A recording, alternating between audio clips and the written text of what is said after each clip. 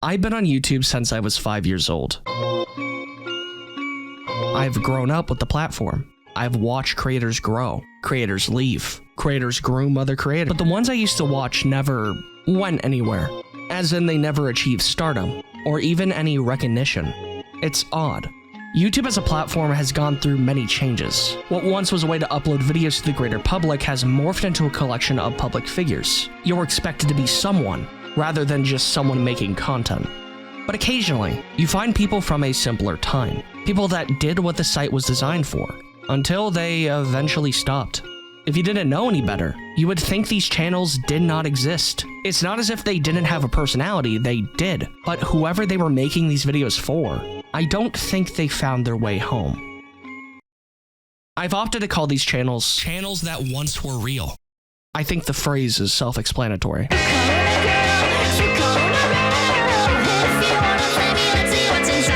I got this idea through an old creator I used to adore. I remembered watching a collection of Let's Plays on old PS2 games. Sly Cooper, Ratchet & Clank, Whiplash, the whole shebang. But I could never recall the creator of these videos, because his name was fucking ECWCWWE. Alright. Authentic Zach is a creator I used to watch all the time when I was younger. I used to refer to him as Authentic Zach because I was and didn't understand the one language I know how to speak. His channel was made in March of 2006, with his first public video being a clip of him and his cat, titled Cat Bites Me in Order to Steal Jerky, made in 2008. A year later, he would upload a tutorial video made to help another creator, SSOHPKC, with a level from a Kaizo ROM hack. Following this, over 1,000 videos would be made. All Let's Plays, all over 8 minutes. For some reason, I was captivated by this content. My family were Xbox fans, so I guess it was the fact I didn't have access to a majority of these games. It was as if I was experiencing it vicariously through his uploads. Makes me understand the appeal of a Let's Play all these years later.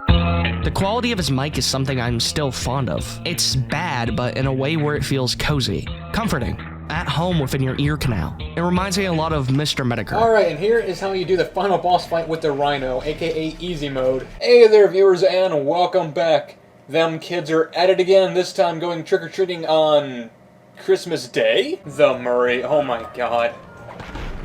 You know, that sounds like a different voice actor, too. Uppercut!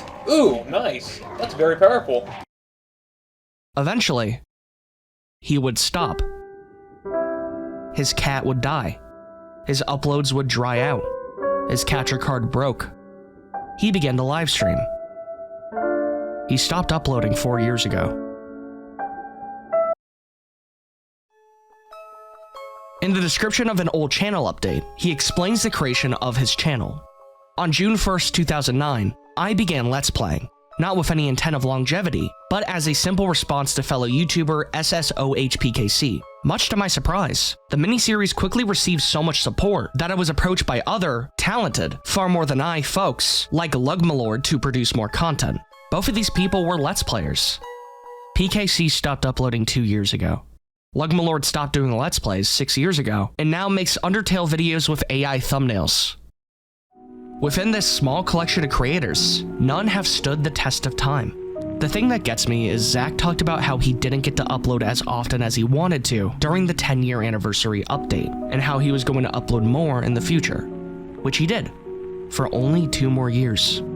He himself put it best. He's a YouTuber from a different era. I find it difficult to think about how a creator I used to watch is gone. He's not coming back. I grew to start my own channel, and he's been gone for 4 years. Nostalgia is a shitty buzzword to use, but it's how I feel. I feel nostalgic for the early era of YouTube, for this era of YouTube, of people making Let's Plays for an audience of no one. But when there's no one to watch, and there's been no one to watch, why should you continue? It's a death that was doomed to occur, but one that is still bittersweet. What happened to ECWCWWE is but one iota of a bigger situation.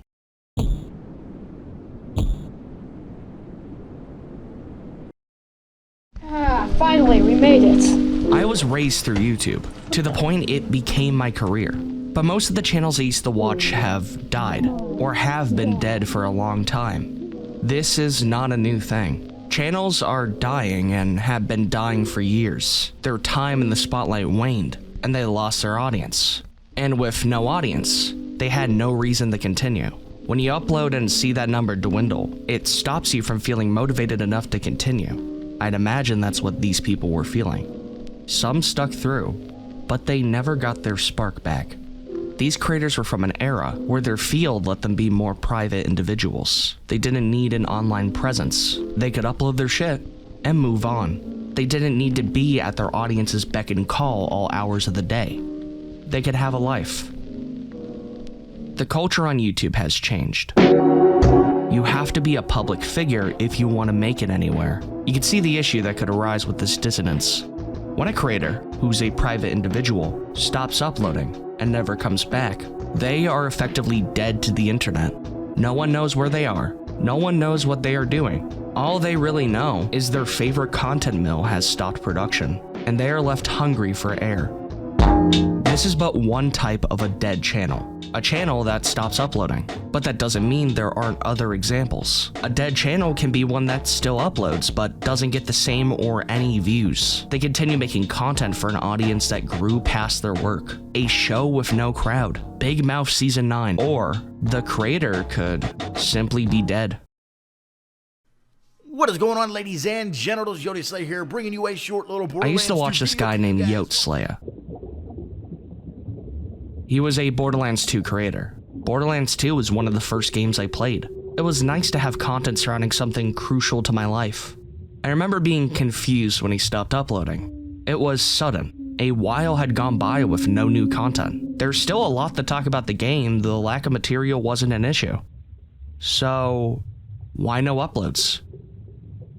Yote Slayer got hit by a train. And I'm Sydney Benter. New details have been released on a train accident in Vigo County that claimed the life of 3 people. NBC2's Morgan Moore spoke with officials about the crash, and she joins us now in the newsroom with the latest. One of my first exposures to death was this announcement. It's a strange feeling. They're dead. They're gone. But despite you not knowing them as people, it feels upsetting. A channel that stops uploading and a channel that dies has the same effect on the platform. Both are dead. Just one doesn't exist. There will be a day where, metaphorically, you too will die. Your channel will cease to exist in the eyes of your once adoring fans. Your audience will desert you when your time is up. I want you to imagine something. You live on a foggy road. Doesn't matter where exactly, it's just very foggy. Every day you have to drive down it. It's scary, but you're safe. You can't see forward, but nothing is going to hurt you. But you know that one day there will be something. A car will crash into you. You will be run over. That could be today. That can be tomorrow. That can be 10 years from now. But until it happens, you won't see it coming.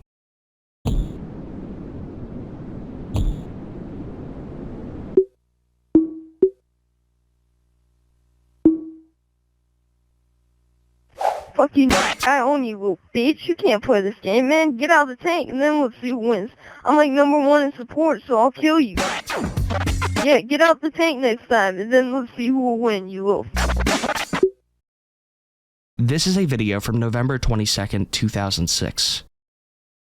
This is a video from 2 weeks ago. This game is so fun. This game is basically like Roblox Grow a Garden, but you gotta build a car. Check this out. This is our starting car. Fred was a comedic web series that began in 2006, about a kid with an abysmal life, portrayed by creator Lucas Cruikshank with a pitched-up voice. It's a product of its time, and at one point was the most subscribed to YouTube channel. The channel became a hub for unrelated content before abruptly ending, once his audience grew to hate the change.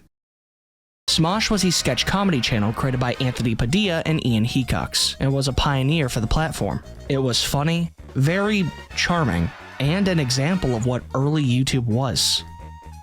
Behind the scenes, the team would expand. Anthony would leave, and the channel became a sterile mess, entirely different from what it once was. PewDiePie is a Swedish YouTuber. You know who PewDiePie is, fuck off. Everyone who followed in PewDiePie's footsteps have stopped creating content. They've left. or got outed as a pedophile. The only one remaining is Markiplier, who's actually doing pretty good for himself. He's still an icon in today's age, because he evolved alongside the website. Jacksepticeye is also there, but like he's not funny Irishman anymore. He's Grayman 7-hour Metal Gear Solid no edits let's play. Old content is dead or dying. YouTube is not the same as it once was. Funny is no longer the norm. You need numbers. You need routine. You need Mr. Beast sensory clusterfuck. Creators that did manage to stick around, still maintaining their old content, have started the change. Peanut Butter Gamer has stopped doing his usual content. It's different now. JonTron is still relatively fine. He's just not talking about games anymore. Or black people. I miss Normal Boots, man. I miss that comedy. I miss that immaturity. I miss my childhood. YouTube is evolving, and it has been evolving since it was first created. It has evolved and will evolve. This site is no longer an indie darling of the early 2000s. It's a factory. It's an industry. You are a virtual blue-collared worker slave behind a digital screen. People made content to be silly, to have fun, to share stuff with their friends, to make something unique for an audience of starry-eyed onlookers. It was fresh. It was new. Now you are a YouTuber not to make content, not to have fun, but because you want a job. You want to be famous. You want to live in relative safety. The excuse for making piss-poor content is the act of living, of paying for your life, for others to edit your content so you can continue pumping out the slot machine for an influx of smooth-brained troglodytes. What was once passion is now needed adrenaline. These creators were from a different era. My creators were from a different era. What made me want to make content was from a different era. Now, I am the new era. People I know are the new era. We are the new era. And one day, we will die, just as they did before, and others will go on to surpass me. YouTube used to be a way to express yourself. Now, YouTube is a graveyard, where someday, I will be buried.